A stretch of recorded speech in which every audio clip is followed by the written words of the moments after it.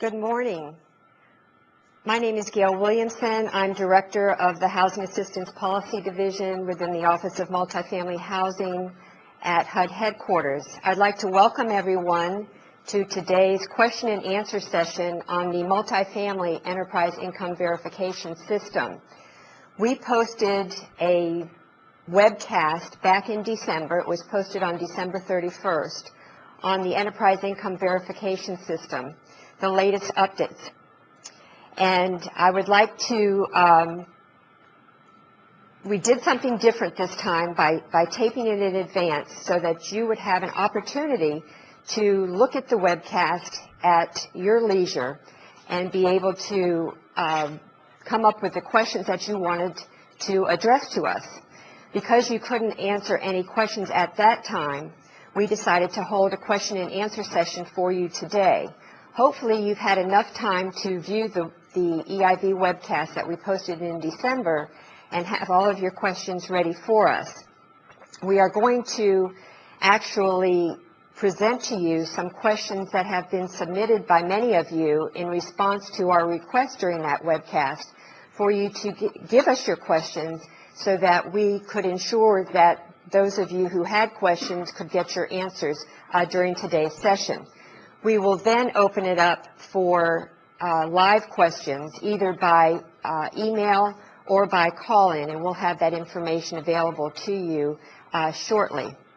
But before I begin, I'd just like to indicate that my staff here on the set, to my right is Kevin Garner, to my left is Michael Sharkey, and next to him is Zelko Jovanovic, who is new to our staff as of November. You did not see him as part of the EIV webcast that was posted in December. But we are glad that he has joined our staff, and many of you may have already contacted him for any access questions that you may have had. But moving right along, I'd like to tell you that when we put the webcast up on our website back in December, the EIV system was not yet mandatory. We've had a long struggle over the past several years to make the EIV system mandatory, and we have finally succeeded. As of January 31st, 2010, almost a month ago, we now have the EIV system being mandatory for our owners and management agents to use as they verify income and employment at recertification, and also other parts of the system to help the department reduce improper payments.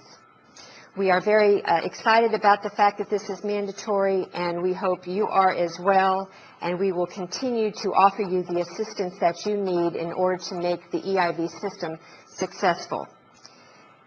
The purpose of making EIV mandatory, we have several things in mind when we decided to make the EIV system mandatory.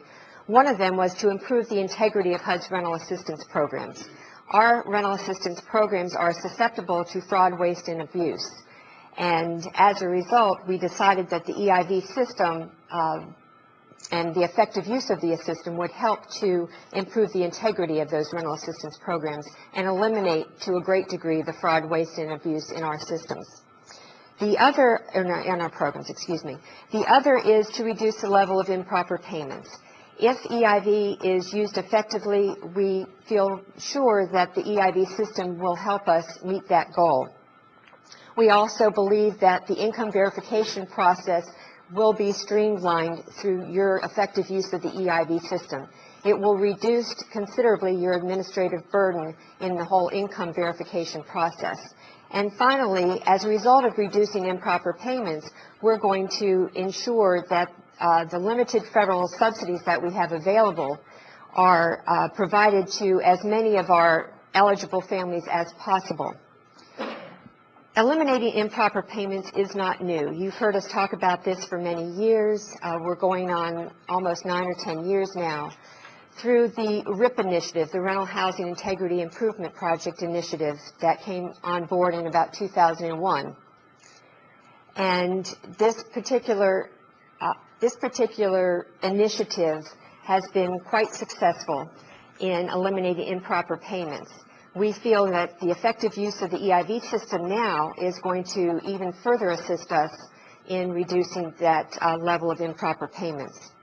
Now, another thing that has come on board since we actually taped the broadcast, we didn't discuss it back in December, but it was signed on November 20th of 2009, is Executive Order 13520, eliminating or reducing improper payments. This executive order was signed by President Barack Obama, and the whole purpose of the executive order is to intensify the government's efforts to reduce improper payments. As part of this whole intensification of the effort, you will see that there will be transparency and accountability all the way down to the local level. We have talked before about the fact that HUD was on GAO's high-risk list for about 13 years, and about 2 years ago, we were removed from the GAO high-risk list through our efforts to reduce improper payments. Well, now, as a result of the executive order, we are now on the Office of Management and Budget's high priority list, and that is because our level of improper payments exceeds $1 billion. I'm telling you this because we need you as our partners to assist us in reducing the level of improper payments. The effective use of EIV will be one way of doing that. So we are partners with you. We are doing many things to assist you to use the EIV system effectively. One of the things is to continue to provide you these webcasts and to continue to answer and be available to answer your questions.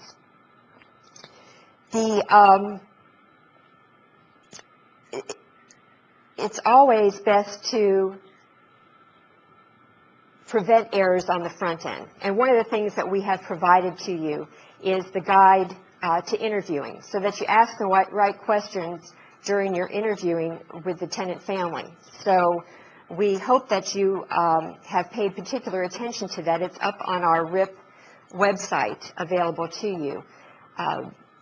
If the errors aren't prevented on the front end, we are confident that the errors through the EIV system will be corrected on the back end. But we would like you to pay particular attention to that guide to interviewing. As I said, we're here to assist you. The other things that we're doing is we are developing, or we have developed, a notice on the final rule. Originally, I think through some listserv messages, we have indicated to you that this question and answer session was also going to talk about the entire final rule, not just about EIV. But unfortunately, we're going to have to postpone that aspect of it until March 31st. And the reason for that is that our notice with the implementing instructions on the final rule has just gone into departmental clearance. So mark your calendars for March 31st. We have that scheduled already. I believe it's 1 to 4, but we'll be providing you listserv and IMAX messages with more details about that as that date approaches. We are also revising the EIV notice. We revised it already and issued it 09-20 back in December, but that was prior to EIV becoming mandatory. We have revised it again and to change a lot of the shoulds to must, but we're doing a lot of other things with it as well. That is going to be going into departmental clearance very soon. One of the things you can expect to see in that is a chart on the EIV reports, the reports available through the system, when to use them. Do you have to modify your tenant selection plan, or do you have to modify your policies and procedures? What documents do you have to include along with that report when you print it off and put it in the tenant file, and how long you retain the printed reports. So I think you'll really appreciate that. Many people are visual. I know I am, and I believe that chart will become very useful to you. The questions and answers that we had from our 2008 webcast are up on our website, and we will post the questions and answers from this webcast. So if for some reason you're not able to view it today, you will be able to still have access to the questions and answers. We also have provided numerous manuals and the QC monitoring guide, for example. I want to really encourage everyone to take advantage of everything that we've provided to you, the written materials, the webcasts, and look at those first. Read the manuals and read the notices very, very carefully, because we believe here in headquarters that your questions will be answered. I know many of you have submitted questions to the Multifamily Help Desk on policy issues relative to EIV. We would really rather that you send those not to the Multifamily Help Desk, because right now they're inundated with trying to get OAs access to EIV that have yet to get access by the deadline date. We would prefer you to submit those to the Multifamily EIV comments at HUD.gov mailbox. We will put a slide up later on that will give you that mailbox. We are initiating what we call an EIV Access Initiative. Many of you may have been contacted by our field offices to tell you that you need to get access to EIV by January 31st. That's the deadline. That was the deadline, because EIV became mandatory on that date. So we have approximately 4,000 properties that still do not have access at this time. So we've launched this initiative to try to assist you in getting access. So many of you have received phone calls. Some of you have said, well, you have access and you don't know why they're calling you. Well, you may have had access, but what we have found when we've explored and looked into those particular cases is that you had access, but right now you're not certified. Therefore, if you're not certified, you don't have access because you can't see the data in EIV if your certification is not current. So make sure you keep your certification current. In order to be in compliance with EIV, you're going to have to make sure that you keep your certification current so that you do have access and are using the EIV system. So I basically am telling you right now, get access to EIV if you do not have it. And we have put out listserv messages and IMAX messages and instructed you that if you have any issues of not being able to get access for whatever reason, you can also contact either Zelko Jovanovic or Kevin Garner. They will help you through the process as much as they can. We expect that even though the Multifamily Help Desk right now is inundated with current coordinator access authorization forms that have already been submitted to them and will continue to be submitted to them, we're also going to be assisting the help desk. So hopefully we'll be able to move that process along so that you will get access as soon as possible. When I spoke to the help desk yesterday and asked them how long should a person expect to wait once they submit their coordinator access authorization form to the help desk, and if it is a perfect form and everything's okay with it, it's going to be an approximate 2 to 3 week process. But that means that you have to play your part in this as well. Once your coordinator access authorization form gets to the help desk, and if it's perfect and it is able to be processed, once they assign the role to you, they're going to send you an email, and you're going to have to assign your properties and contracts to your role. If you don't do that promptly, that's going to delay the process.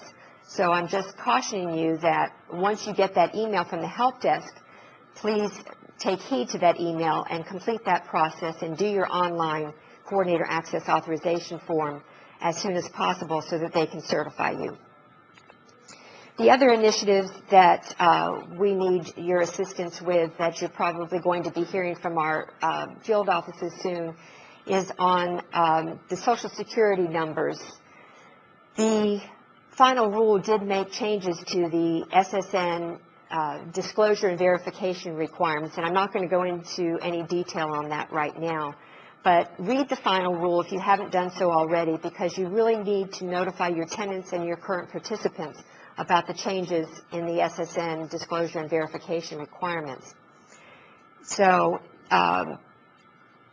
EIV is going to be more effective if we have our tenants in the system. They can't get into the system if their Social Security number is not valid. So we are asking you, and the EIV current EIV notice 09-20 already requires you to review the failed EIV pre-screening report and the failed verification through SSA report. Those two reports are going to indicate which of your tenants have failed either the EIV pre-screening, which means they don't even go over to SSA to be matched against their database, much less the HHS new hires database. And then the failed SSA verification means it passed the pre-screening, got over to SSA, and one or more of the personal identifiers did not match.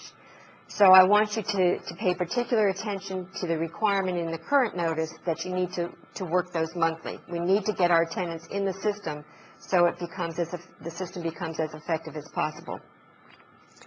And also, we're going to talk about, we have, according to our system, a deceased tenant report, as many of you are familiar with, those of you who have already been using the system. And we need to ensure that we're not paying subsidy on deceased tenants. So we are going to ask you to pay particular attention to that report. Right now, the existing notice 09-20 asks you to run that, recommends that you run that at least quarterly. So we're asking for your assistance so that we're not paying rental assistance on behalf of deceased tenants. And finally, before I turn it over for our presentations on the questions we've received thus far, I want to tell you that the EIV system is your system. Like I said, we're here to support you, to help us, basically. And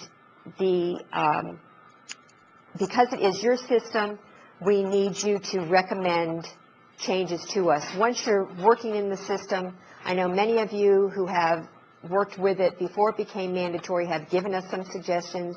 We've considered those suggestions, and many of them we have implemented. So I just ask you now that EIV is mandatory, tell us when you see something that's not working right for you. And you can do that through that multifamily EIV comments mailbox that will give you the exact address for before the end of the broadcast today.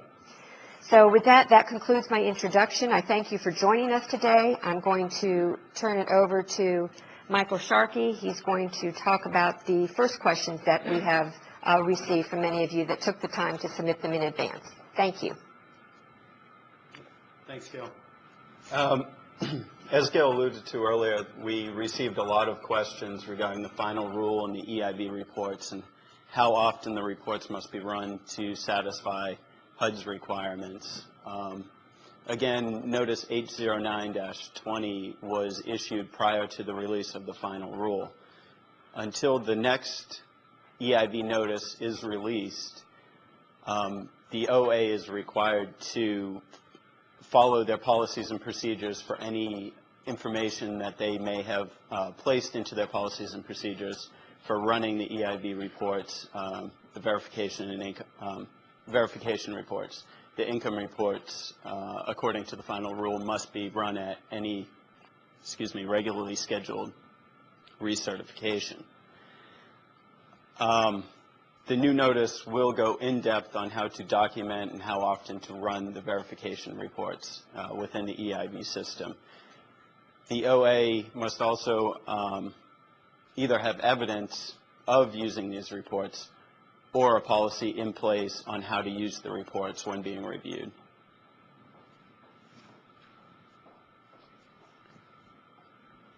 We also received questions, or a question regarding the final provision in the final rule regarding the PIH form 50058 being electronically documented. Multifamily does allow for the electronic retention of files. You need to be sure that the scanned files have signatures and are dated, but they are able to be scanned into a computer system and documented that way. Multifamily does allow for that. And just as a reminder, the retention requirements do apply to scanned files and not just hard copy files. So those files must be destroyed at the end of the retention period as well. Another topic that we received several questions on was disclosure of the EIV income data. At this time, we were presented with several scenarios regarding interpreters, service coordinators, power of attorney, temporarily absent family members, etc.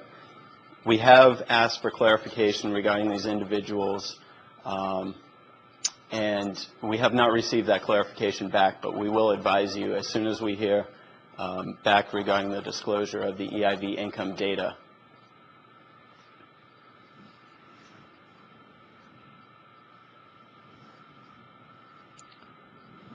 So the first question that I'll go into is, how do we as OAs determine if a CA or IPA assign the rules of behavior? Should we deny access to EIV data if the CA or IPA does not produce assigned rules of behavior form? It's not up to the OA to actually determine if the CA or the IPA has signed a rules of behavior, and the owner agent should not be denying access to the tenant files to the CA or the IPA. The CA and IPA will be monitored by HUD and or the IG to follow up on the back end to make sure that these entities have the rules of behavior signed. So it's not up to the owner agent to ask for these documents from those entities.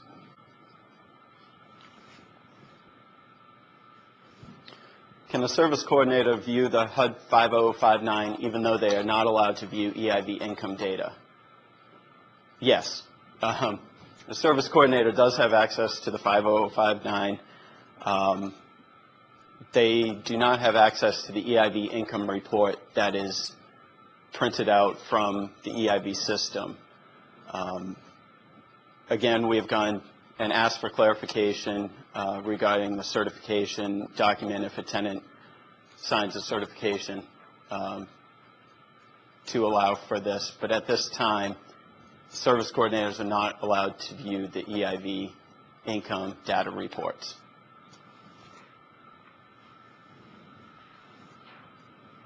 At this time, I'm going to turn it over to Zelko for a few more of the questions that we've received. Thank you, Michael. I've received a few questions that kind of fall into a couple of different categories, and I really wanted to address them. One of the questions was, if a tenant reports no assets, can we ask to see the contents of his wallet or her purse? I'm assuming that the cash in the wallet will count as a reportable asset. At no time should our OA ask to see the contents of any tenant's wallet or purse. The question was also asked, if a resident reports zero income, could the contents of the tenant's wallet or purse be searched? The answer remains the same, no. In properties where there is no additional space to create a restricted area, as it is permissible for a computer screen to be located so no one else could see it, except the authorized EIV computer users, which would also include files. Would this satisfy our restricted area requirements? The file cabinets are also located in the same space. And is this a problem? OAs are asked to make reasonable efforts to ensure the security of EIV data. OAs are not expected to go through measures to remodel their office or anything else to create a restricted area for computers and file cabinets. Limited access to file cabinets and limited approved access to the EIV systems are acceptable security measures. One of the slides in December 29th EIV instructional course showed URLs for using the NIST compliance vendor. The URL doesn't work. What is the proper one? The URL is correct. Many of the URLs listed in the slide presentation will not work if you click on them. However, if you copy and paste it into your web browser, they will work. They have been verified that they are all active and in working order. Where should I go in the system to get the income verification of a tenant who is scheduled to move in this month? The income report in EIV can only be used for current tenants and not for applicants. The only EIV report that has the ability to be used for applicants is the existing tenant search, which is required to be used for applicants only. And this time, I would like to switch it over to Kevin Gardner. Thank you very much. Happy to be here. I hope we can answer some of your questions. We've received many phone calls from a lot of folks across the country, and hope we can help you all out and clear up some of your questions.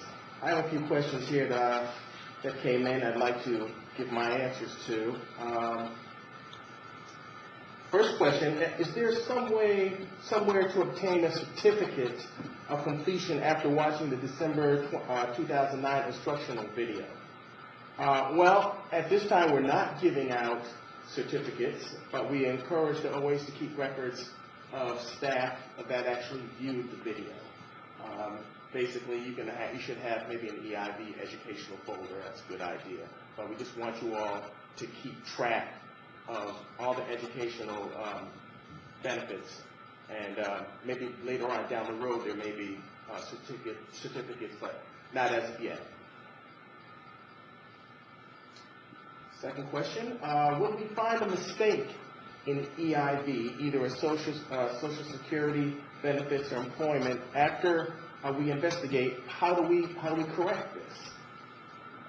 Well, the Social Security Administration, the employer state workforce agencies, would have to correct any mistakes that were put forth, and it's the tenant's responsibility to go ahead and make sure that these mistakes are cleared up.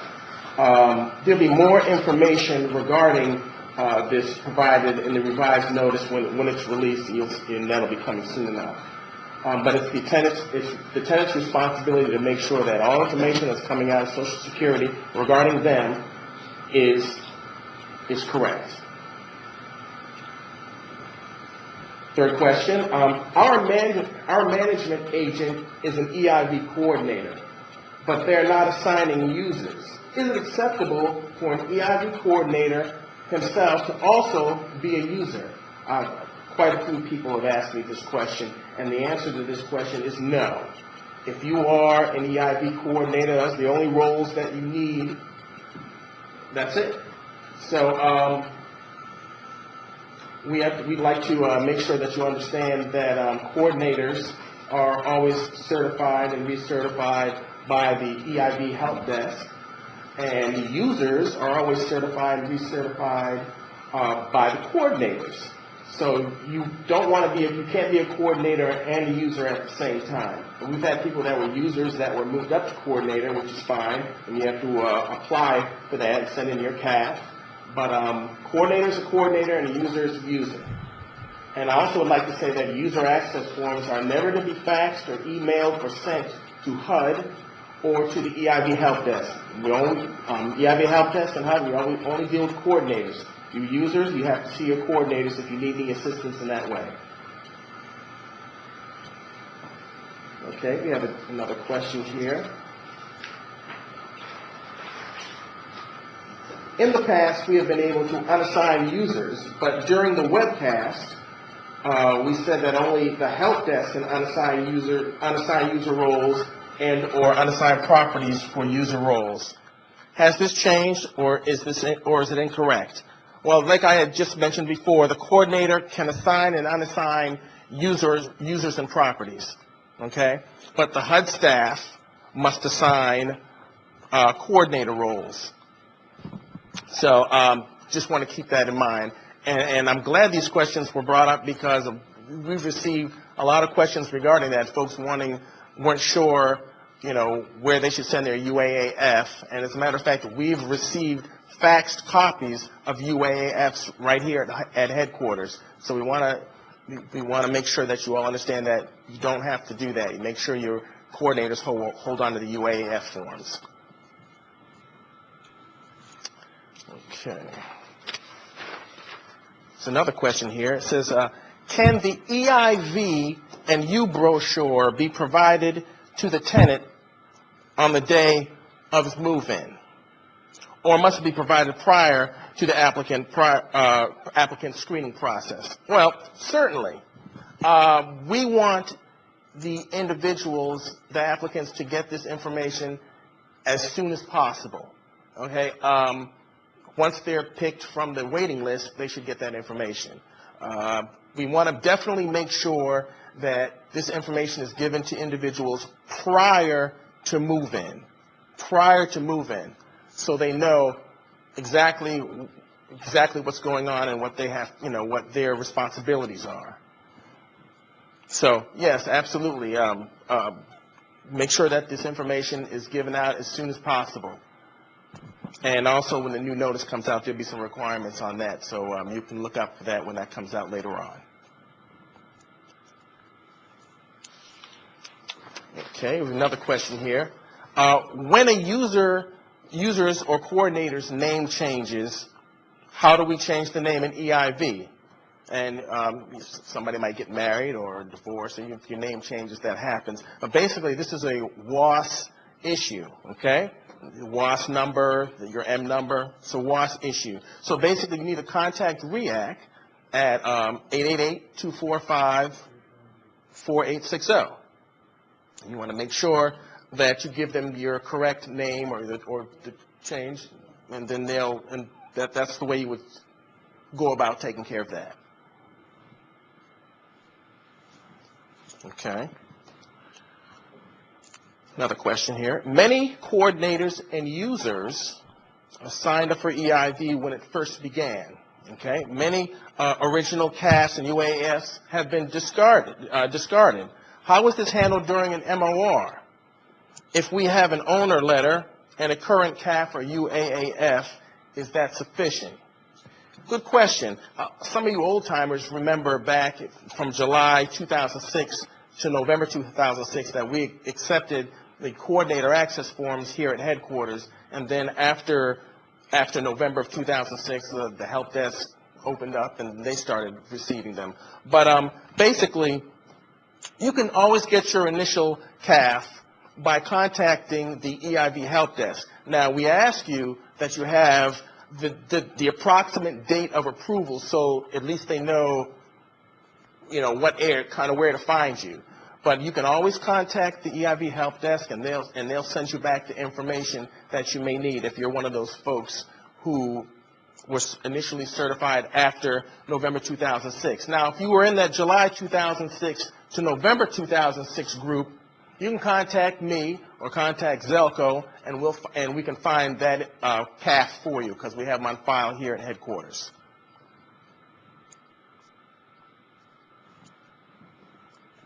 Okay, that covers Kevin's questions, and we're now going to take a 5-minute break so we can bring on our 2 additional staff members who are going to take the next questions.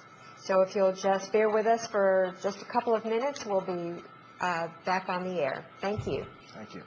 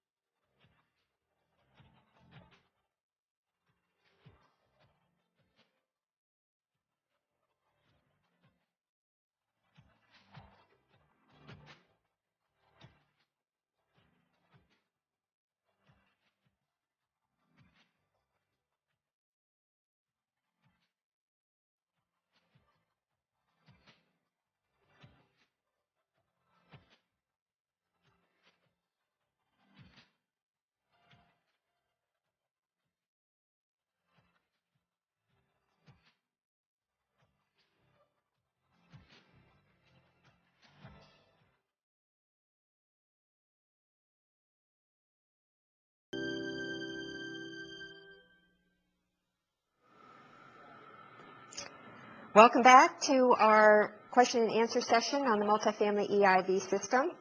I'm sorry we weren't able to put everybody at the table at once, so we had to just take a short break. Before we move on to the next questions, I do want to indicate to you, if I wasn't clear at the beginning, that we will open the session up for live questions either by phone or by email after we complete the prepared questions that you have submitted to us. So if you'll wait to submit those questions for a little bit, we would appreciate that, especially the phone calls. You can go ahead and send your emails, but I don't want you to be on hold for the next 15, 20 minutes or however long it takes us to complete the prepared questions. I do want to, though, instruct you that please do not submit any questions either by phone or by email on the final rule. For instance, on any of the SSN verification and or disclosure and verification requirements. As I said when we opened the session, we will have a webcast on the final rule on March 31st. So if you'll just hold on to those, because most likely the answers that we would have to give you are in the final rule notice that is right now in departmental clearance. So I'm going to now turn it over to Diane Hooten. Diane Hooten has joined us, I'm sorry, and Yvette Viviani on my left, who you will recognize. They were part of the December 09 webcast. So Diane, I'll turn it over to you. Okay, thank you, Gail. The first question I'm going to answer is one that we get quite frequently, and that is that the premiums for Medicare Part D, the prescription drugs, are not included in EIV as part of the information from Social Security.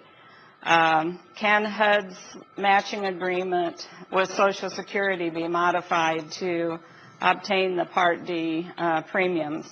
And unfortunately, this information for the Medicare Part D is not information that's made available by SSA for computer matching. The next question, is it necessary? Do they move this? Who moves the slide? Oh, I'm sorry. Sorry about that. Is it necessary to have the tenant's Social Security documents, the award or benefit letter, when you use the EIV Social Security benefits? And the answer is no. For the SSA benefits, no additional verification is required unless the tenant says that disagrees with the amount that's reported in EIV or disputes that information. If the tenant does disagree with the information or disputes it, then you would have to go out for third-party verification, which may include the award letter or proof of income letter from Social Security. But otherwise, you do not need a copy of the award letter. You can just simply use the information that's in EIV. The next question is, when a possible case of identity theft is identified, is it okay to give the tenant a period of time to work out the issue, or are we required to change the rent and set up a payment plan immediately? In this instance, the owner can accept a certification from the tenant along with any documentation that they can provide where they're trying to resolve the issue with the employer, Social Security, or with the state workforce agency to get the information corrected. And, of course, the certification must contain the penalty of perjury clause. In these instances, as long as the tenant is trying to resolve the issue, you would not need to enter into a payment plan until everything is resolved. You wouldn't want to charge the tenant rent on income that they're not receiving, because we've had a number of issues where maybe an elderly person that lives in Alaska is showing as being a roofer in Florida. Well, that's pretty obvious that that 90-year-old person in Alaska is not a roofer, and you would not want to make them enter into a repayment agreement. The next question is, if I can see Social Security, supplemental security income, Social Security income, why can't I see general assistance income? Well, it's because we do not have, HUD does not have a computer matching agreement with any national, to obtain this data from any national or state database. So there's no agreement, and I know there's been some talk about it, but to find sources available to even enter into a computer matching agreement sometimes just isn't possible. The next question is, does EIV apply to the 221D4 program? And yes, EIV applies to it as long as it has Section 8 assistance. Next one is, when the tax file is received by EIV, does EIV immediately send the tenant information to HHS and SSA, or is it put in a queue to be compared at the beginning of the next month? Do the next slide. For SSA benefits, the match is conducted quarterly, and each month during a quarter, a group of tenants are matched based on their next recertification date. So, for example, if a tenant's next recertification month is April, then they're matched in January, April, July, and October. The match process starts at the beginning of each month, with all of the data being loaded into EIV by the second week of the month. Records that are new or that have been significantly changed or updated are matched in the next quarterly cycle. For HHS updates, there's two matches. One is done monthly, and all the tenants in tracks file are matched against the new hires W4 database, and the newly admitted tenants are matched against the wage and unemployment benefit data. Now that's every month, and once the match is completed, the information will go into EIV. Then there's also a quarterly match where all the tenants that are in the tracks file are matched with the new hires, the wage, and then the unemployment benefit data. And once it's matched, then it goes into EIV. The next question, EIV is reporting an increase in the Medicare premium of $110.50 for a number of tenants. Has the 2010 Medicare premium been adjusted for a large number of tenants? First of all, everybody should be aware that there has been a Medicare premium increase for most people. Normally, in January, EIV receives a file from Social Security that includes all the new new benefit information that includes the COLA increase, and at that time, of course, it also updates the Medicare premiums. Well, this year, the Social Security recipients are not receiving a COLA increase. That's a cost of living adjustment increase. So there was no file from Social Security just for Medicare premiums. So the Medicare premium for a household won't be updated until the time that that household is included in the quarterly match against Social Security records. The next question is the Y buy-in indicator always accurate? And this is for the Medicare premium where there's an indicator that if it says Y, normally the state or another entity is paying the premium on behalf of the tenant. But we have found that this indicator is not always accurate. So if the tenant, says that they are actually paying the premium themselves, then you would have to, obtain some type of third-party verification to support that the tenant is actually paying the premium. Next question is, for projects where receipt of Social Security disability benefits serves as verification that an individual is disabled, is the owner agent required to obtain additional third-party verification in order to provide the elderly disabled deduction? And for those tenants, no, you would not have to obtain additional verification. However, there is a couple things that I want to call to your attention here. First of all, I've underlined receipt of Social Security disability benefits.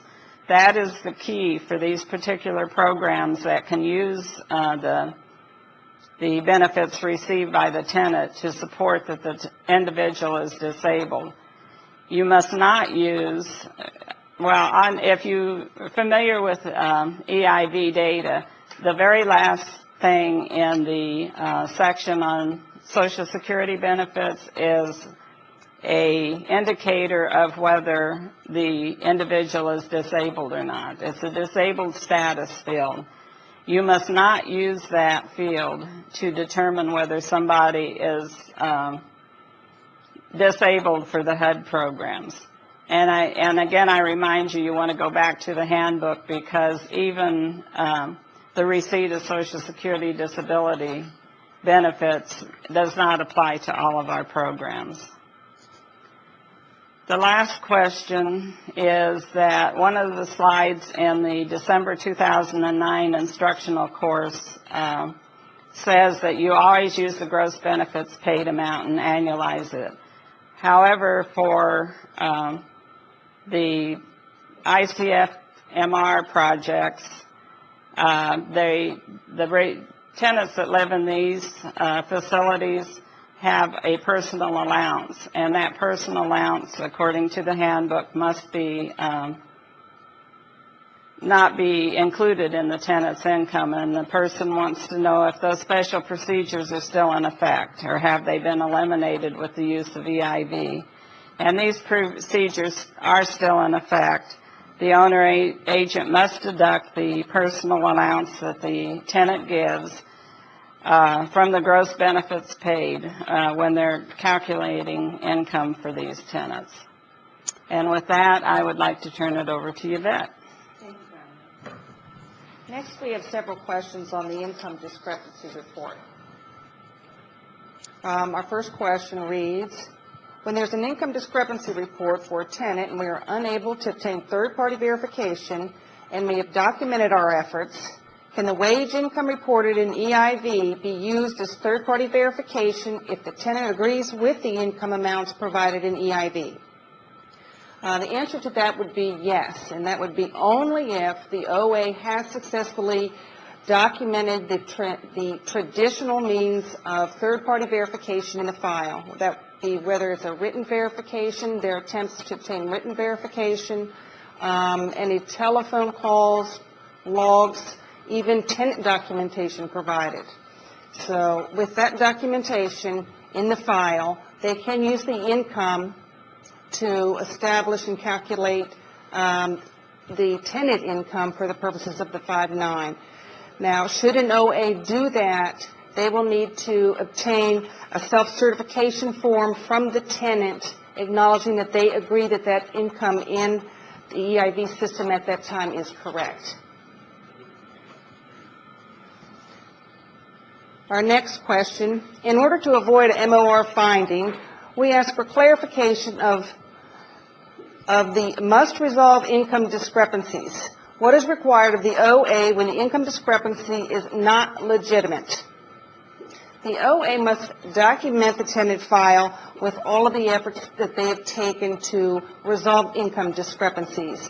That includes traditional written third-party verifications, again, any telephone calls or records from the tenant.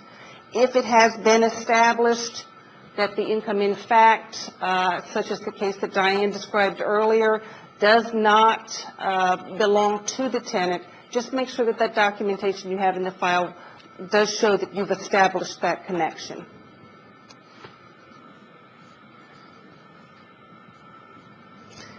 Next, we have a situation with move-ins. Because the resident did not live in the property at the time, the resident did not report the income earned during the period of income, POI, to the OA. Other than looking for obvious cases of non-disclosure, is the OA required to investigate income discrepancies indicated for a period before the resident moved in? Typically, no, they are not, because that is income that occurred prior to moving into the property, and the tenant, the OA did do a traditional income verification at that time because the income was not available in EIV when they processed the move-in. But the OA does need to make some type of determination whether or not that tenant may have misrepresented their income at that time for the move-in. And if it was determined that the tenant did misrepresent the income at the move-in, then you would have to take the steps to do whatever recovery means to have that subsidy repaid.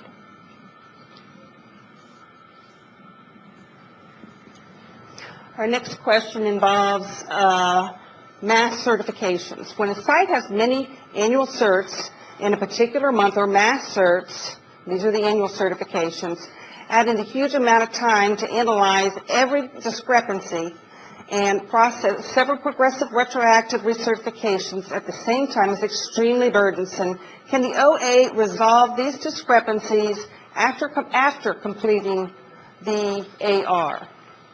And just, we want to keep in mind that the income discrepancy reports must be printed off at the time that you print off the income reports when you do your annual recertifications, because of the POI that will ship. So, yes, print off your income discrepancy reports at the time of the recertification along with the income reports. And, yes, the owner is required to resolve the discrepancies noted on that report at this time per their own policies and procedures.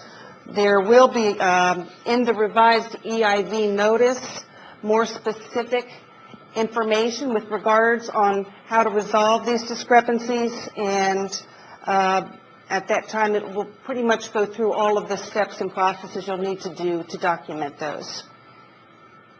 That's a segment that we have on the income discrepancies, and I'd like to turn it over to Michael for information on some repayment agreements. Okay. As Yvette said, we received a lot of questions on repayment agreements, and this section is just going to go over the questions that we did receive on the repayment agreements. I am going to go a little bit quicker because we do want to leave a lot of time for question and answers that you have today through phone calls and emails.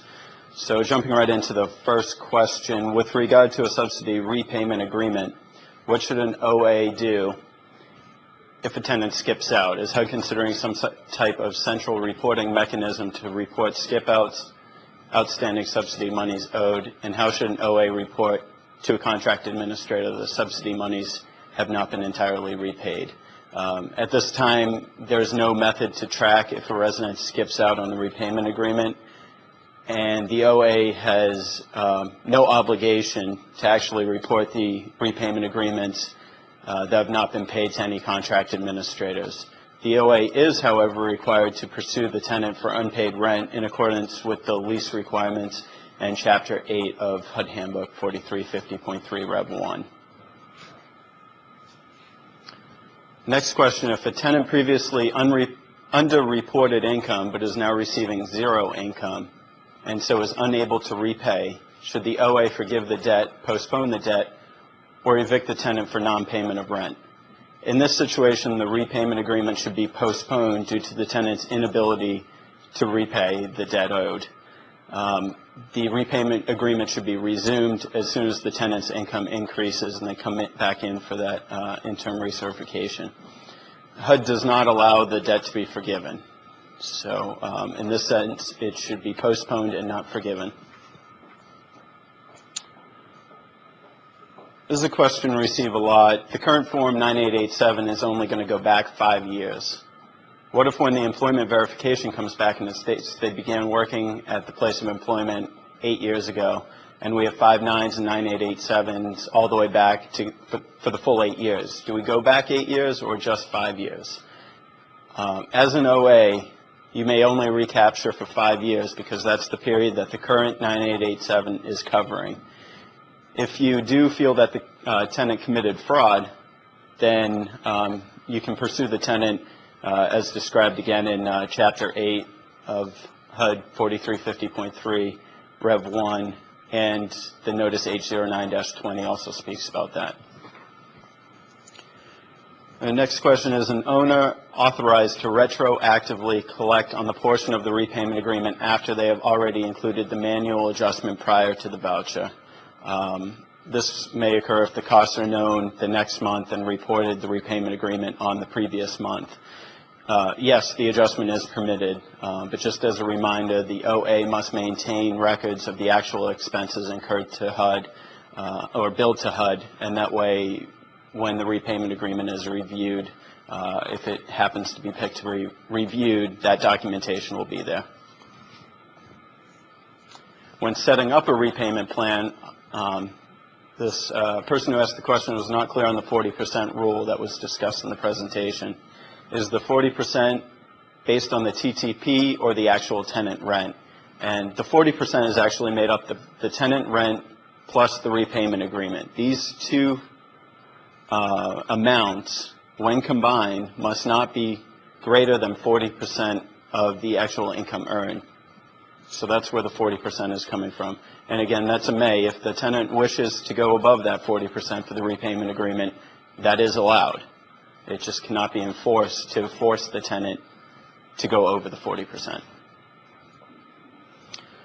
The next question, after going through the process and setting up a repayment plan, if the tenant does not abide by the provisions of the plan, can they be evicted? This can actually be a complex question because the tenant is actually responsible for following the terms of the repayment agreement and their lease. If the contracts, the lease and the repayment agreement are not followed, then the tenant can be subject to eviction. But the repayment, so the repayment plan and the lease have to be followed, and the tenant is required to pay back the unpaid rent.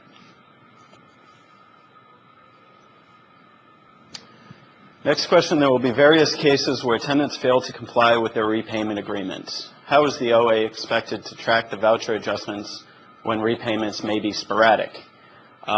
This is where we kind of urge you not to overthink repayment agreement scenarios.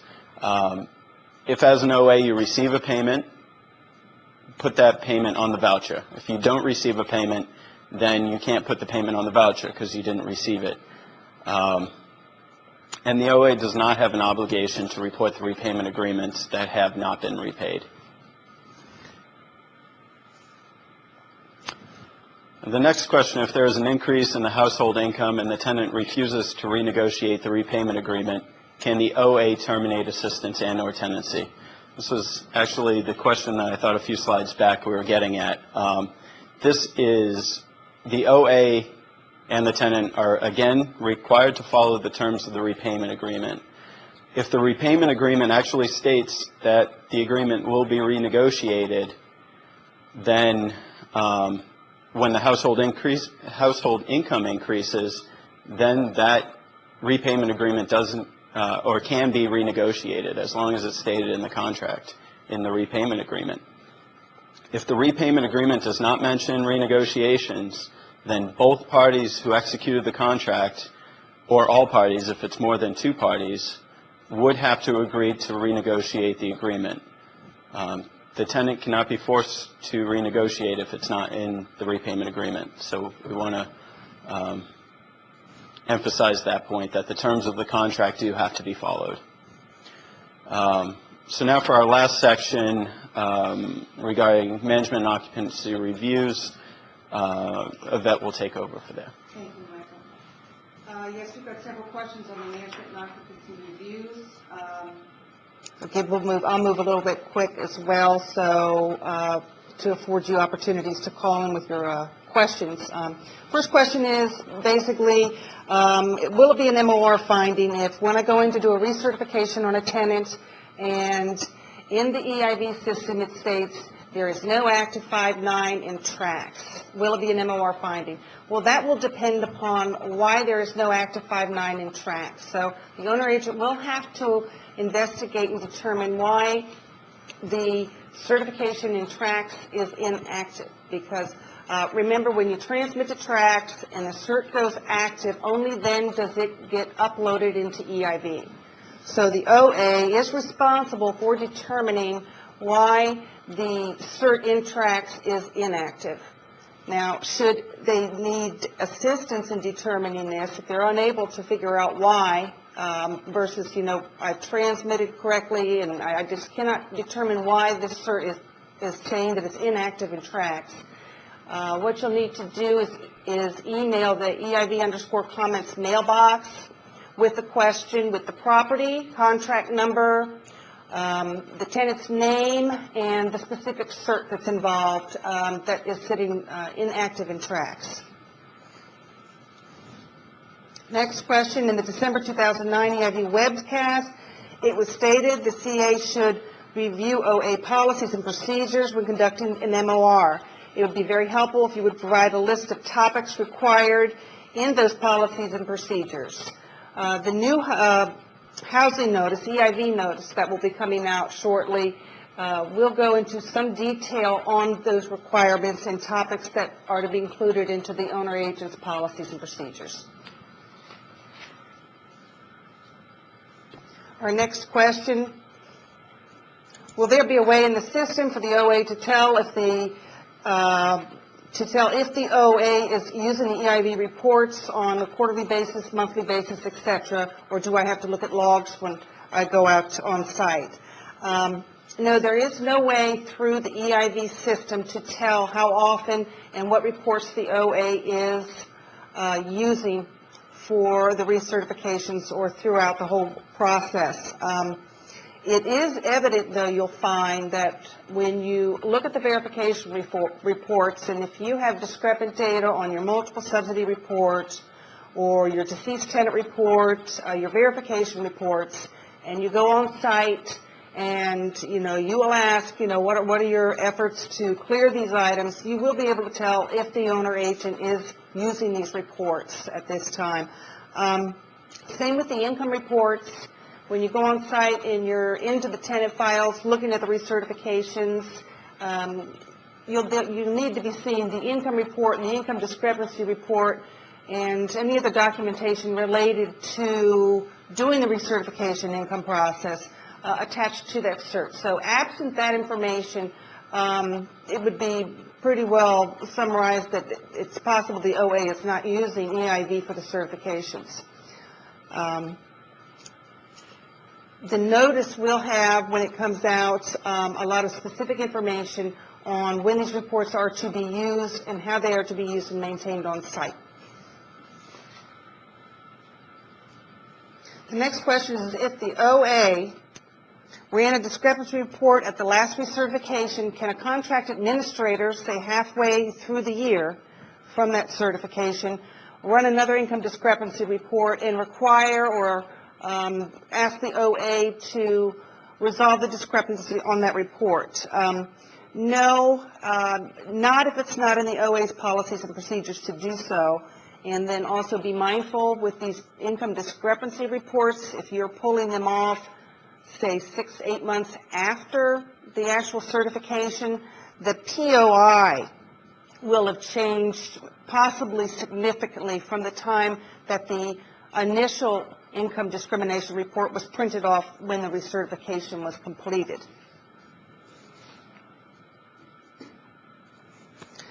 Our next question is it acceptable for a main office or a central compliance office to house all of our EIV access approved documents, the CAFs, UAF security awareness questionnaires?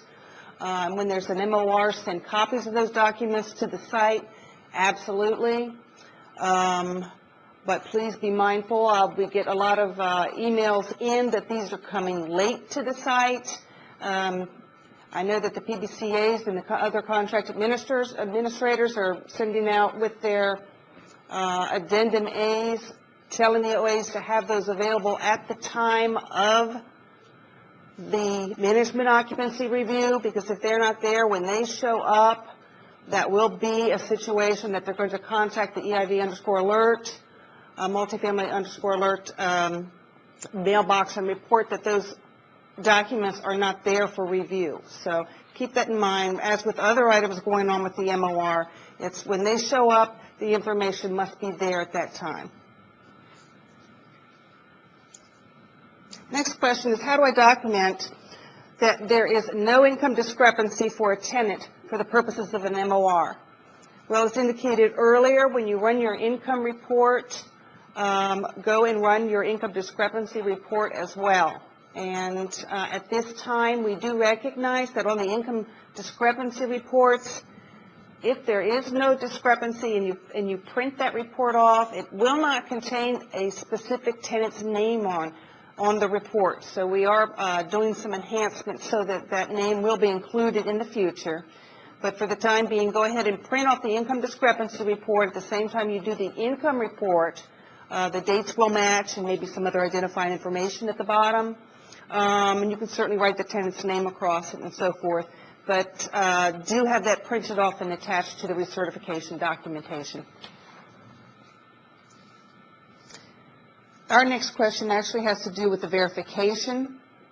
There are situations where tax data requirements may compel owner agents to use 9s in the Social Security field when reviewing identity verification reports for those tenants noted in the final rule as exceptions to SSN requirements, and those individuals are individuals who do not contend eligibility immigration status, or tenants who are age 62 or older as of January 31st, 2010, and whose initial eligibility began prior to January 31, 2010.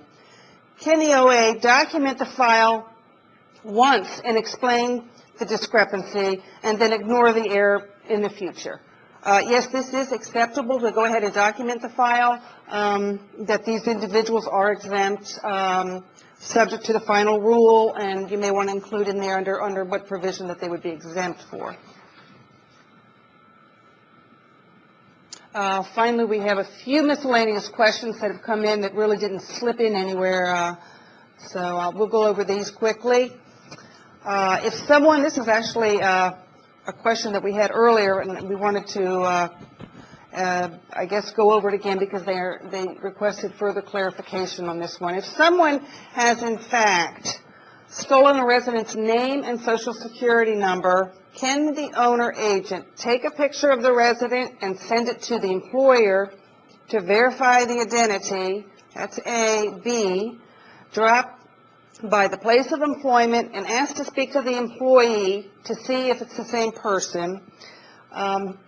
As what we've indicated before, it's the tenant's responsibility to actually go and contact an employer to have any type of improper reporting, income reporting, corrected. That is not part of the requirements we have for the owner agents. Now, certainly an owner agent can assist a tenant, and in the case of what we have here, if a particular tenant requests the OA to assist in this matter for, say, these situations, the OA must first obtain written authorization, okay, from the tenant, providing them consent to do these specific actions. Our next question is, must the OA print and retain a copy of the identity reports, multiple subsidy report, deceased tenant report, new hire report, income report, existing tenant searches, as documentation that they're utilizing these reports at the frequency they have listed in their procedures? The EIV notice, the 2009 EIV notice, does provide guidance on the frequency used in documentation for these reports. So please review that notice for a clear answer to this question.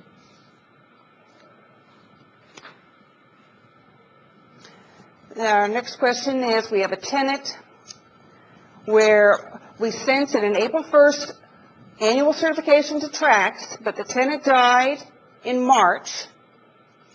A move-out was sent in March.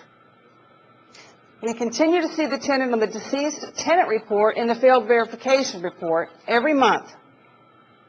Is this going to stay on the reports? How long? And do we need to print these reports off and note the situation with this tenant every single month? The OA need only print the report once and note the situation that has occurred, and that would be in this particular situation that there was the tenant had become deceased after rather before the annual certification was effective, and that's what's keeping the cert active and tracked. So just document the file once and keep that until this discrepancy will drops off, and it will drop off. Currently, we recognize we have a situation with our tracks data where, in this case, when an AR is sent into tracks, you have an effective date of, say, April 1st, 2009. Also attached to that certification is what's called a future cert date. And on the record, it's got a future cert date of April 1, 2010.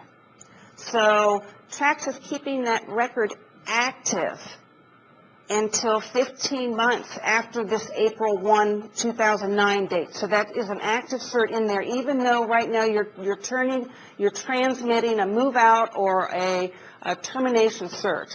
That record is remaining active for some reason. And we are currently developing procedures to correct this so that this will no longer occur in the future. And finally, a question based on one of the skits that we had earlier. There was a skit presented during the 1209 instructional course. The OA tells the tenant that the EIV multiple subsidy report shows that she is living at, example, Sunrise Apartments, but in the owner management agent field, the CA name appears. Is it because the CA transmits the 5 nines? Yes. Currently, the way the system is set up is when the 5 nines come in to tracks, under the tracks ID number, it's picking up that tracks ID number, and the tracks ID number relates to the entity submitting the transmission, which is either going to be the contract administrator or the service bureau. So those, unfortunately, right now are going to be the names that are appearing there, and we have identified this as an issue, and as with the other ones, we've got the system development team looking into correcting this in the near future so that that field where it says owner agent will correctly reflect the entity that belongs there. And with that, that is all of our questions that we've had sent in. So, Gail? Thank you, Yvette.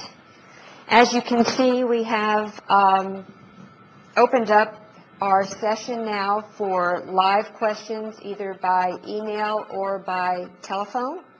And we will be able to respond to those questions now. It is about 12:25, so we have about 35 minutes to take those questions. If you do not get your question answered today, there are a couple of options for you. You can submit it by email to the MF_EIV_comments,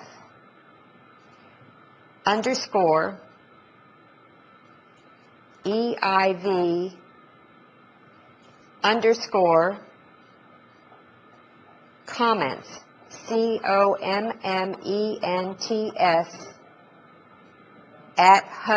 @HUD.gov mailbox. Hopefully I said that slow enough for you to take that down. I'll give it one more time because we do not have a slide apparently for that. It's M as in Mary, F as in Frank, _EIV _COMMENTS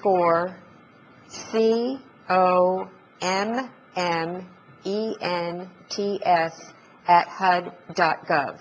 If you send your questions there, we will respond to you. In addition, as I indicated, on March 31st, we will be having a live webcast at this time to cover the final rule. Hopefully it will be March 31st. That's what we've scheduled thus far. As I said, the final rule notice is in clearance, and we expect that we'll be able to get that through the clearance process in time to present to you further information on the final rule.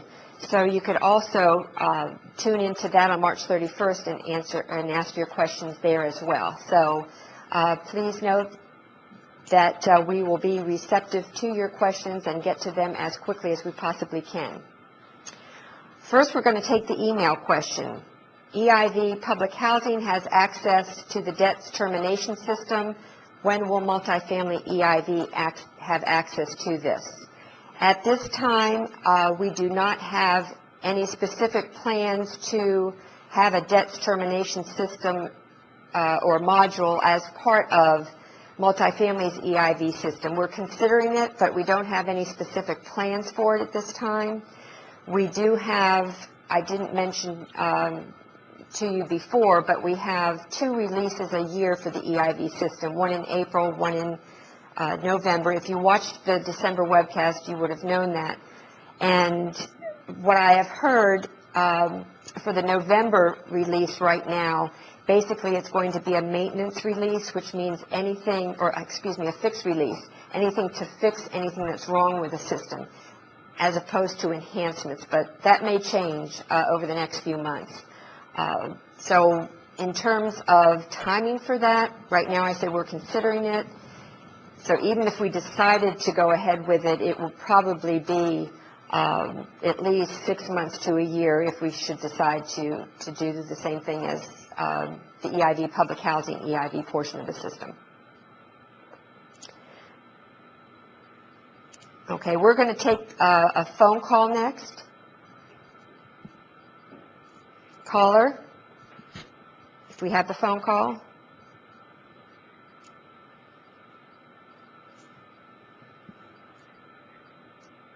Caller, you're on the air. Go ahead with your question. Okay, we're having technical difficulties, so we'll take this next email question. Why contract administrators on different states/jurisdictions are applying the 09-20 requirements and the final rule in different ways? Are they being trained by HUD? Hold on, caller. We're going to take this email question, and then we'll come back to you. I believe the question is asking about the Notice 09-20 requirements and the December 29th final rule, and they're applying it different in different states and jurisdictions. They shouldn't be doing that. We are training our HUD staff in the field as well as the PBCAs. We will be having a conference call with the PBCAs on March 10th. This is Deb Lear's conference call. I don't believe she's announced that yet, so for any PBCAs that are viewing this session today, that is the expected date where we will be talking to the PBCAs on the EIV becoming mandatory and the issues involved with that. Okay, caller, if you're still there, we'll take your phone call. Hello? Hello. Go ahead with your question. Okay, my question is that I have a resident that he gets a Veterans Administration pension, and it does not show up on EIV at all, and I don't know why. The pensions are not part of the computer matching agreements. From the VA, they're not? That's correct.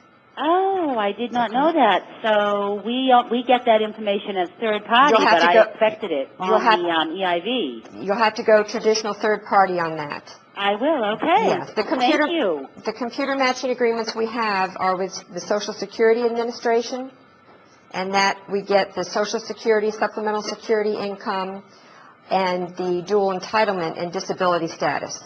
And the other computer matching agreement we have is with the Department of Health and Human Services, and we get new hires, wages, and unemployment compensation. So that's the data we have in EIV. Is there another caller on the air? Okay, caller, go ahead with your question. Hello? Hello?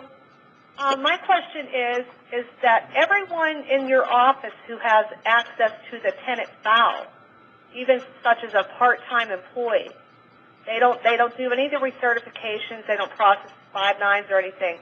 Do they have to have EIV access? No, they do not have to have EIV access. If they are using any of the printed reports in the tenant file, they would need to sign the rules of behavior that we have posted to our website, to the multifamily EIV website. We have a rules of behavior form for those persons who have access, do not have access to the system, but do have access to the information. Okay. And need to use Thank the you. information. So they have to require, their job has to require some type of use of the EIV data in order for them to have access to the information. And like Gail said, then they must sign the rules of behavior. Okay, do we have another caller? Hello, this is Hello? Heather with Idaho Housing. Go ahead with your question. Hi, we're the contract administrator in the state of Idaho, and we have an owner agent that is asking the question to us if they're required to sign repayment arrangements with their tenants. They want to be able to just say, pay in 14 days or move in 30, Michael, you and want not to take enter into repayment plans with them at all. No, the repayment plan is actually spelled out pretty well in the training, the 40% rule, and all those different requirements. And I believe, Diane, they're in the new, or they're in the H920 notice as well. So those requirements have to be followed. Okay, we just hadn't seen anything in the notices that said they must enter into repayment plans and offer that as an option, but I will pass that on. Isn't that in the handbook? No, No? not must. No, must, okay. But their lease does require them to, Right. tenants to reimburse. So, Right, they require them to reimburse, and they want to be able to just say either pay us in 14 days or move out in 30. Well, there's also the 40% rule, so, I mean, that would be fine in that time frame, but it can't, the amount of money paid cannot be 40% of their income. So if that 14 days, equals 80% of their income, to pay that back in 14 days, that's not acceptable. Okay. Okay, thank you. Okay, we'll take the next. Go ahead, caller. My question is, Can you speak up just a little? is all the persons on the property in the 236 and the HAP and the RAP, should all of those go through the EIV? yes, anybody that's required to transmit to tracks Yes. will have to go use the EIV, and that would include your 236s, your Section 8, your rents up, RAP, PRAC, about everything. Okay, thank you. Okay, thank you. Next caller, please. Hello? Hello?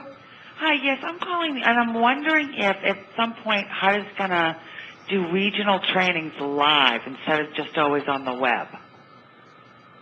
That's a good question, and that will be affected by training dollars.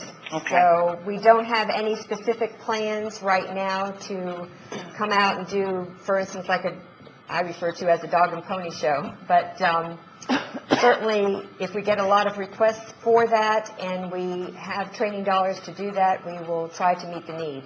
Okay, great, thank you. You're welcome. Do you have any other callers, or we can take the next email question? We have another caller, and then we'll go to the emails. Caller, go ahead. Hello? Hello? Hello? Go ahead with your question. Yes, I'm calling about the policy and procedures for the for the EIV. Is it required before March 31st in order for it not to be a MOR finding? And then I have another question. Well, let's take the first one first. Did you Okay. want to respond to that? For the policies and procedures, are you saying that they be updated to include how you're using the EIV system? They should be updated now to include how you're using the EIV system, because EIV now is mandatory. Okay. And the next part of your question? The other question is, we used the EIV printout some years ago before all of this came about, before this new thing come about, and though some of those are still in the file from 2007 and 2006 at move-ins. Well, not necessarily move-ins, but if they had a discrepancy, it was pulled that next year. Do we need to pull those from the file? No, you'll need to keep those with your tenant files. That documentation needs to stay there for the term of tenancy plus 3 years. Okay. Then I have another question. My next question is, do we send a repayment agreement with the HAP? No, that is not a requirement. To the CA? Michael? We make a repayment agreement. Do we have to attach those with the HAP to send those to the CA? No, those are only reviewed really up to the CA's discretion, but really only if that tenant file is pulled should the repayment agreement be reviewed. But again, the documents required for the repayment agreement must be available upon request by HUD or the CA. Okay, well, thanks a lot. That's all I need then. Okay, we'll take another caller. I have a question. Go ahead. Will coordinators and users be given a 30-day notification prior to the recertification date, similar to the one for the annual security awareness exam?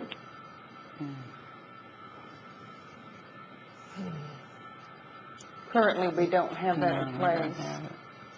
We can take it into consideration. Something to consider for the future. We'll consider an enhancement to the system for that.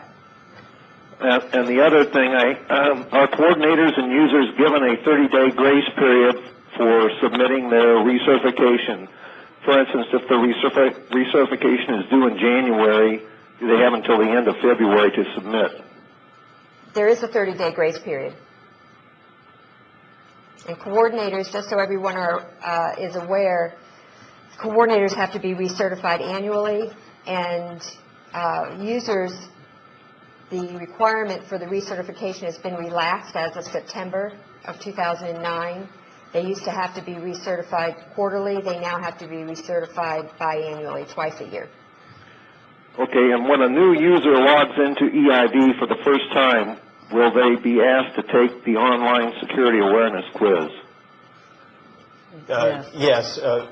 I'm not sure of the rollout dates. I don't have the chart in front of me, but as soon as their role goes into the implementation, and everybody will have to take the security awareness training questionnaire online in order to receive access. Thank you. The users, I think the rollout schedule, if I recall it correctly, is March 1st for users. And then the final group are the users on the contract administrator side. That's the final group on June 1st. But there is a slide to that effect posted from our December webcast, if you want to just make sure of the rollout. But I think Okay, I just didn't know whether that popped up automatically when they logged in for the first time. Yeah, and we're going to be making enhancements come April. We have the April release is scheduled to deploy on April 16th, and there will be some enhancements to that security awareness training questionnaire that pretty well give options. It will alert 30 days prior to the requirement to pass that security training questionnaire online, and then it will have options to take it now or remind you later, and things of that nature. So just we'll be posting that to our website too in the next probably 6 weeks or so, when we do have the enhancements to the system that are coming out with the April release. So April 16th is a Friday. The following Monday is when you will see those enhancements. Thank you. Okay, I think we'll go to some email questions since we've taken a lot of live calls. We have an email question that says, I wanted to confirm that the EIV system is to be used only at recertification and not for new move-ins. The answer to that question is the recertification or the EIV system, of course, must be used in its entirety. For recertification, that is done for existing tenants. The system, though, there are functionality in the system that can be used at other times. For instance, I believe one of us, I forget who it was now, Zelko, may have been the one that talked about the existing tenant search. The existing tenant search is the only thing that you would be using for a new applicant coming in, being admitted into your project. So to answer the question, the EIV system is mandatory to be used in its entirety. We want to make that perfectly clear. So there is a lot of functionality in the EIV system other than just using the income and the income discrepancy reports. You have the existing tenant search. That is the feature of the EIV system that can be used for new tenants coming on board.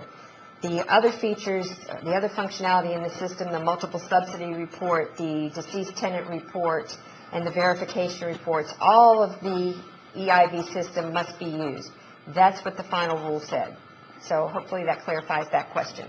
We'll take another email question, and it says, in the HUD Notice 09-20, it states that the income discrepancy report should be run at recertification. Can this report be run and the discrepancies be addressed monthly for all residents?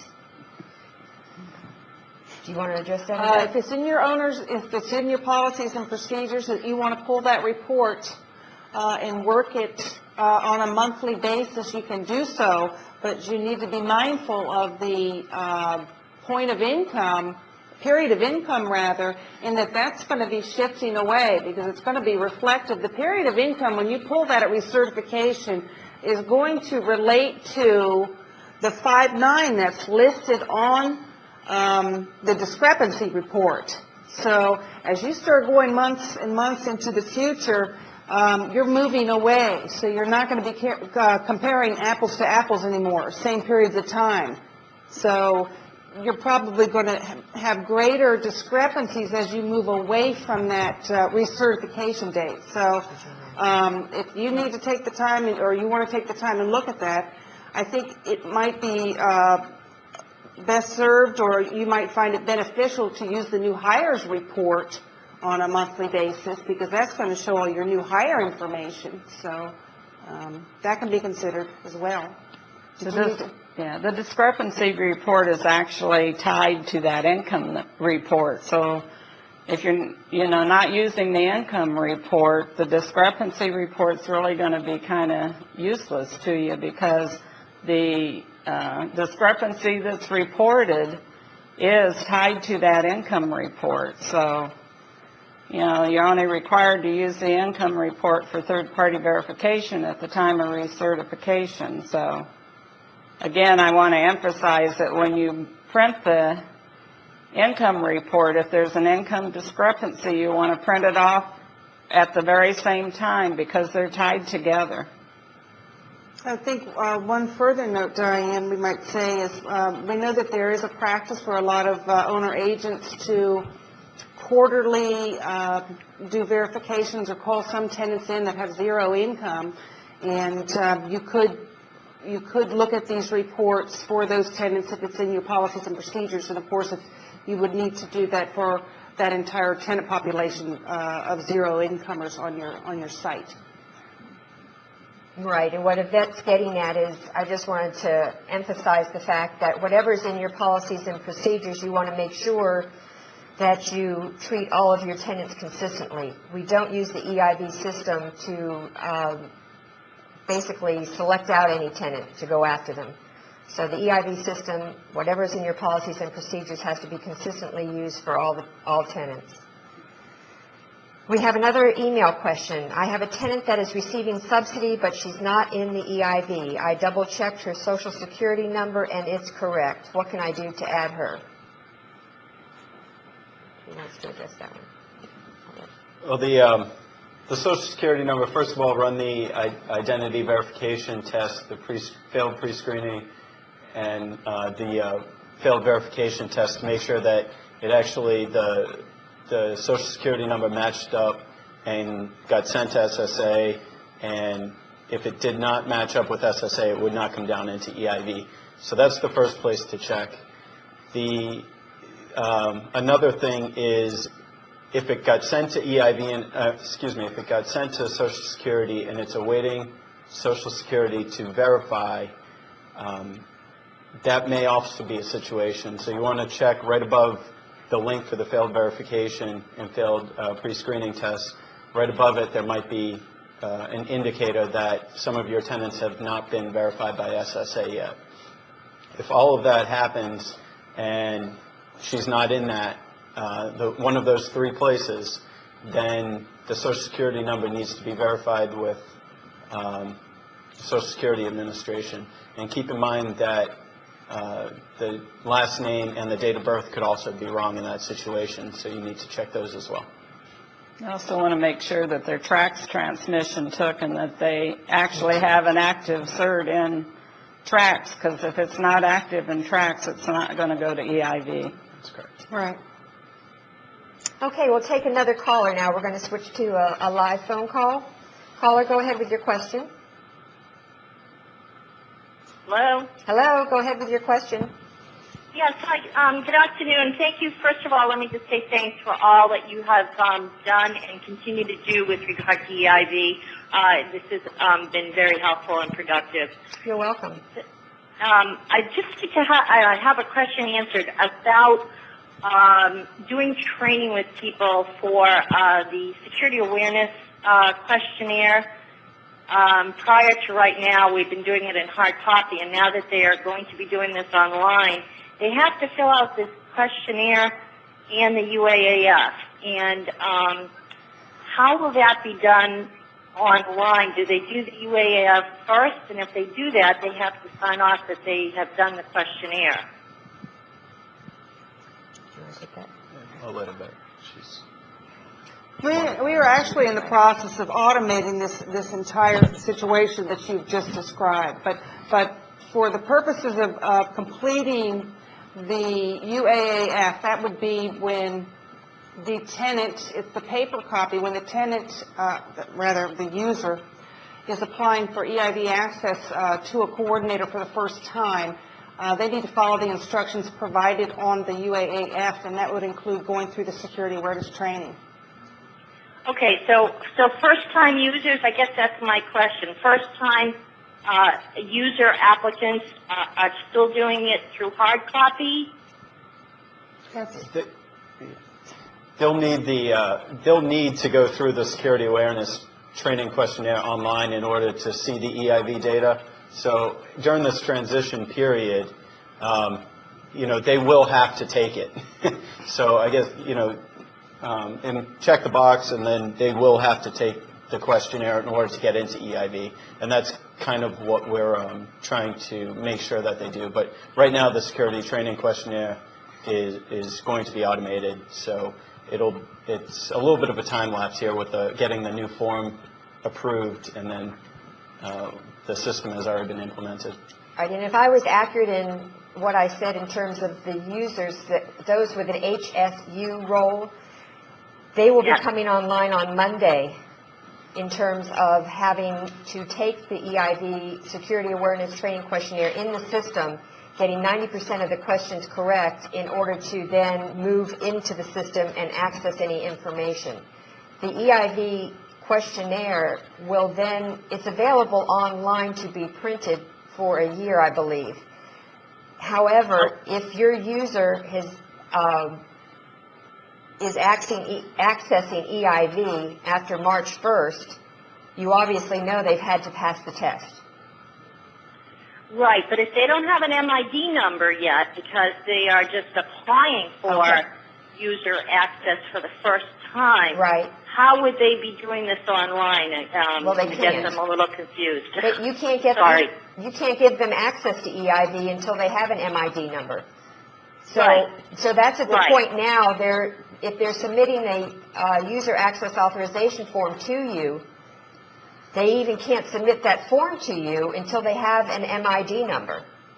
So they should just do the MID number first, which they do online. They get that on the secure That's number system one. section. Yes. They apply for the MID, and once the coordinator gets the MID number and gives it to them, then we can start doing the training with them online as far as the security awareness training questionnaire Well, you can always user train. access form for EIV. Sorry, you can always train your staff now.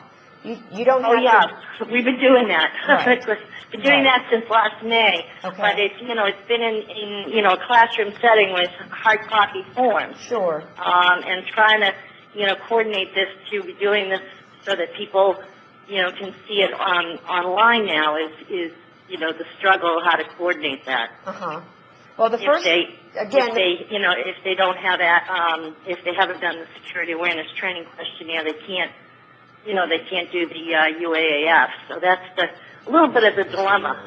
States that they must have a security awareness training right. questionnaire. Are you doing some type of security training in order to help them pass the test? Is that what you're...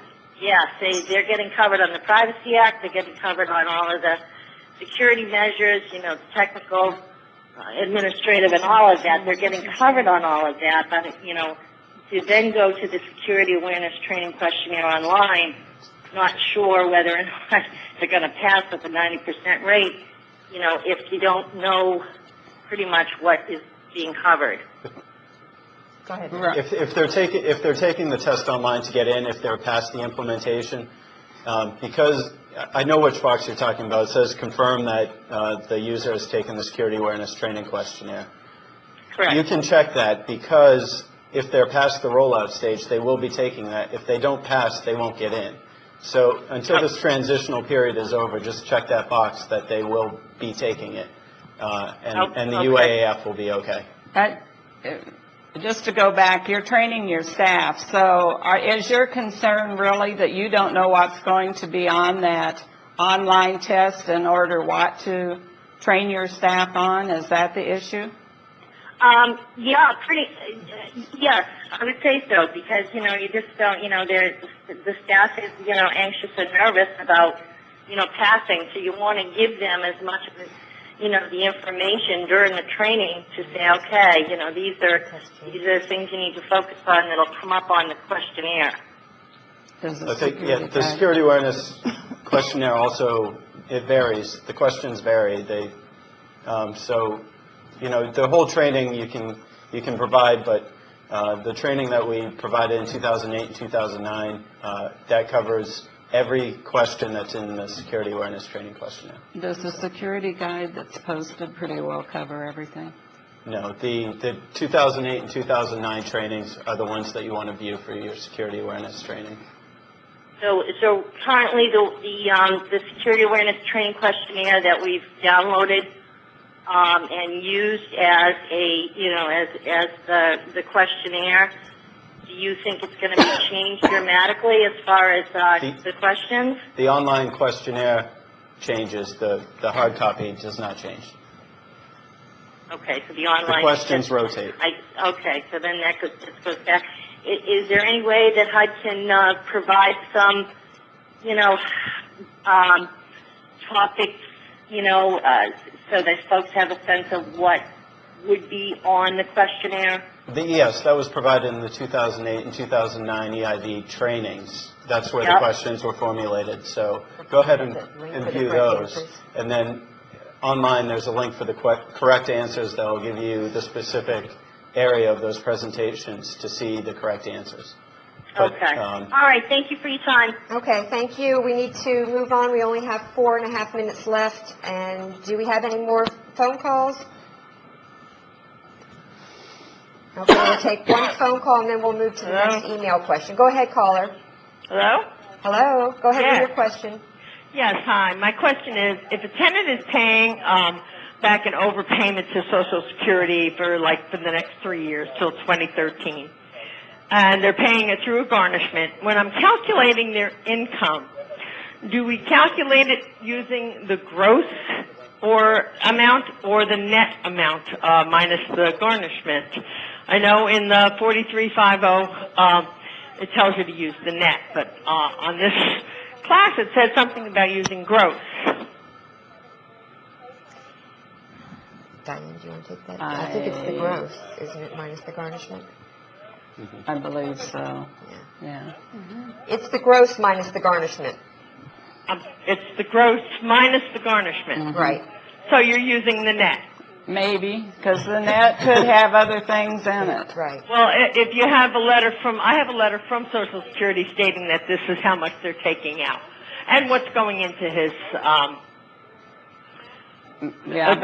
because the difference between your gross and net could also be Medicare premiums. No, it's not. Prescription drug premiums. So I just want to make sure that everybody's cautious of that you just don't. Exactly. I understand that. And you're probably wise in that situation that you have obtained additional third-party verification. Yes, I have 3 of them, actually, so I'm positive that the garnishment is just, so we'll use the net on that then, correct? Correct. Okay. Thank you so much. You're welcome. Bye. We have 3 minutes left. We're going to take the next email question, which is, if a tenant collects Social Security benefits under her deceased husband's Social Security number, how do we indicate this on her 50059 regarding 50059 recertification information? On the 50059, I believe there is a place for you to actually put this. The problem, though, is that until we get a correction to the data fields, we're working on a solution in order that to show up in EIV. Right now, if it's under her husband's Social Security number, it's not going to show up in EIV, even though it's on the 50059. So we're working on something to activate that field on the 59 so that information will go on the file that goes over to SSA and ND&H for matching. Okay, this next question we have by email, does EIV disclosure include trainers, consultants, temporary help, summer interns, legal aid, and lawyer requests? Mike covered that when he had one of his first questions.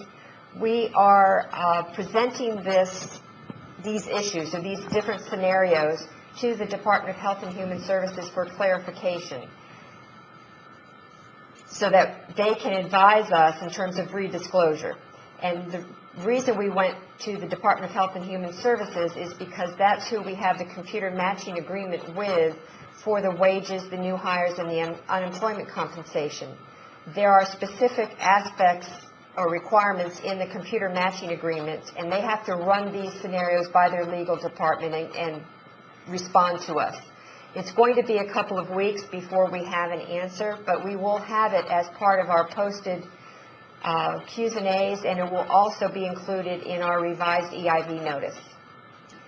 We have 1 minute left. If there's a short question on the phone. Hello, caller? No phone calls. We have one last email question. When doing an annual recertification, if the information on EIV is older than 120 days, must the OA get third-party verification? Diane, you want to take that? Well, it depends on what data you're using. If you're using the Social Security information, as long as the tenant agrees that that is they don't dispute that what is in EIV is not what they're receiving. So if the EIV says that they're getting $500 a month Social Security benefit, and the tenant doesn't disagree with that or dispute it, then the owner just needs to use the information that's in EIV. If it's wage information... Diane, we're going to have to cut it off. I think what we'll do, since we're out of time, we're going to have that posted, and you'll get the complete answer to that. I apologize that we had to cut Diane off in mid-sentence there, but we're out of time. We do appreciate you taking the time to view this today. As I said, it will be archived, so you can have any of your staff that couldn't join us today see it at any time. It will be posted. We'll put out a listserv and an IMAX message of when that posting occurs. Again, thank you. We appreciate all you do out there. We will do our best on our part to assist you in this process, as we are now mandatory for the use of EIV. Thank you all, and have a great afternoon.